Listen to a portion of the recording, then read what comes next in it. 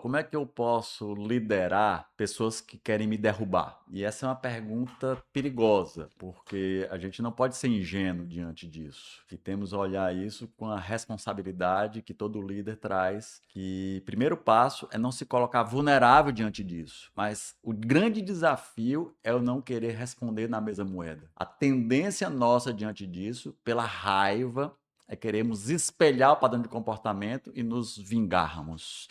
E do ponto de vista do poder, a gente vai ter a decisão final. Então, antes desse outro fazer algo por mim, eu vou fazer contra ele.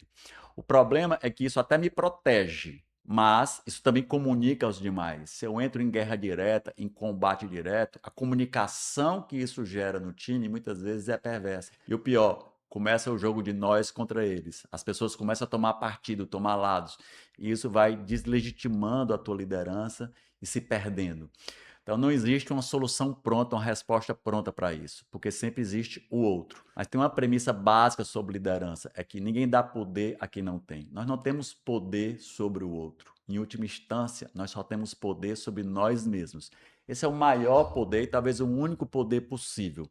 Eu queria trazer algumas reflexões, né, sobre movimentos que a gente pode fazer a partir desse olhar, a partir desse lugar. E talvez a grande referência que a gente possa se utilizar é da experiência marcial como construção dessa sabedoria. Se a gente olhar do ponto de vista marcial, todo artista marcial tem algo que ele sabe que ele não pode perder. Se ele perder, ele já perdeu a luta, que é a sua base de sustentação. Se ele perdeu a base de sustentação, ele já entra naquela luta perdido. E como é que essa base de sustentação se constrói no dia a dia? Né? Se eu deixo que as emoções me tomem, me tirem do meu centro, e a gente está trazendo essa expressão de estar no centro de mim mesmo, se eu sou tomado e regido pelas emoções, tudo o que outro fizer eu responderei de maneira reativa e não tem como eu ganhar, porque eu vou entrar em embate direto. E mesmo que eu vença, o risco de eu perder é grande, porque eu perco a coletividade, eu perco o time, porque eu passei como criança a me trocar numa experiência infantilizada. Então, o outro, ele vai atiçar, ele vai tentar trazer essas questões. Então, primeiro, proteja-se, não se coloque vulnerável diante do ataque do outro. Mais uma vez, ele só se atinge se você permitir. Então, não dê esse espaço egóico de se sentir pessoalmente atingido por aquilo que o outro trouxer. Segundo, parta da premissa de que o outro muitas vezes pode estar com a mente embotada. Você provavelmente representa grande parte das dores que ele está tentando expressar com percepção do seu inconsciente. E aqui, mais uma vez, não é sobre terapia coletiva, mas sobre espaço de escuta. O Aikido, que é uma arte marcial extremamente potente, ele tem a premissa, né? Deixe o outro expressar seu golpe, mas saia do centro. É a esquiva. O boxe traz isso também muito fortemente. Então, como líderes, não adianta eu querer bloquear o golpe do outro, porque se eu bloqueio, eu entro na experiência de impacto, de contato direto, de confronto. Dê espaço e esquive-se. Proteja-se. O que significa isso na linguagem social? O grande negociador de conflitos, William Ury, né, que trabalhava em projetos de guerra de ódio, né, entre palestinos, judeus. Então, um cara que entende a arte da negociação como premissa valiosa desse caminho de encontro, ele dizia: coloque o peixe na mesa. O que é o peixe? Né? Se você esconder o peixe embaixo do armário, ele vai feder. E às vezes ele já está fedendo, já está estragado. Então coloque o problema na mesa, mas não faça do outro um problema e não entre em defesa das suas verdades de forma da experiência do confronto direto. Deixe que o outro se expresse. Isso só pelo princípio psíquico já é catártico. Então, sempre que você tiver alguém que você percebe isso, não faça de conta que não existe. Traga à tona o peixe. Espelhe o seu inconveniente, o seu incômodo. Não se torne vulnerável do ponto de vista emocional. Não vá para a luta direta.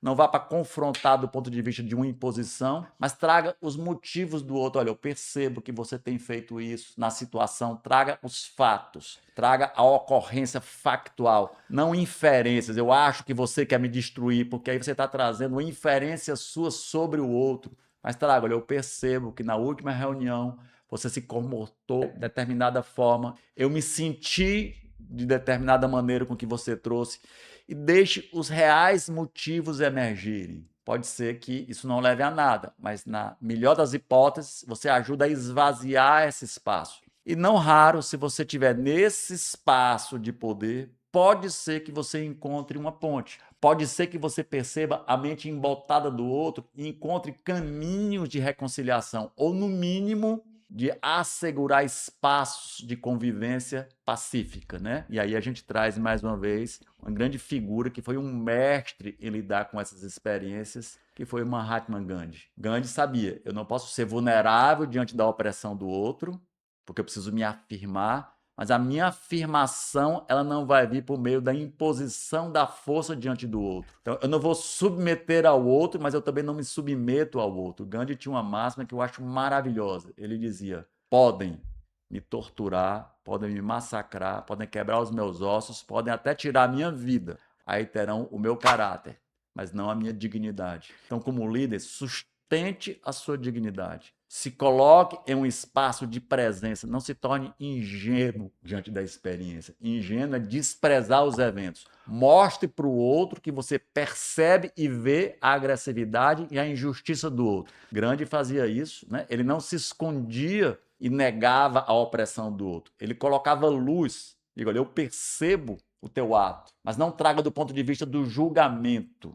Traga do ponto de vista da expressão da percepção e dê espaço para que esse outro possa construir o significado daquilo, trazer as suas dores, trazer os seus motivos. E pode ser, quando eu digo pode, não necessariamente as pontes vão ser possíveis, pode ser que você encontre um espaço de respeito. E respeito não significa necessariamente servidão, não significa necessariamente negação.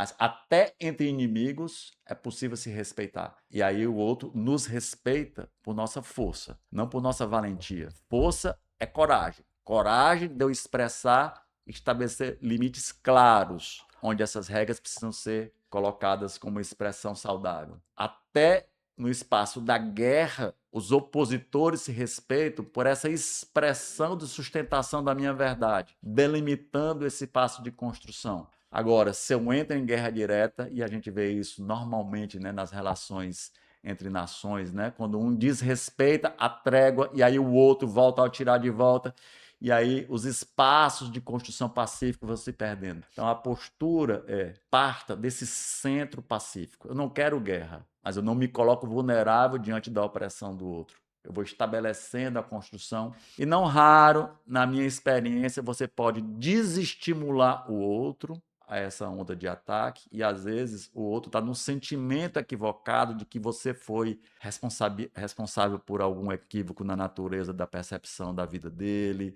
porque às vezes você representa, né, a empresa, às vezes você representa dilemas que ele precisou viver e não raro ou eventualmente você pode ter cometido algum equívoco sem se dar conta que gerou nele esse sentimento de injustiça e deliberou ataques, muitas vezes reativos. Então, esse espaço do encontro não é um espaço de vulnerabilidade. Pelo contrário, é um espaço de fortaleza. Por meio dele é possível a lógica do desarmamento, mas não como espaço de debilidade, onde eu deixo que o outro faça os seus ataques sem me colocar como consciência presente do meu poder pessoal. E poder pessoal é firmeza. Base é não deixar que minhas emoções me tirem do meu centro e espelhem padrões de comportamentos, muitas vezes, que eu venha me arrepender depois.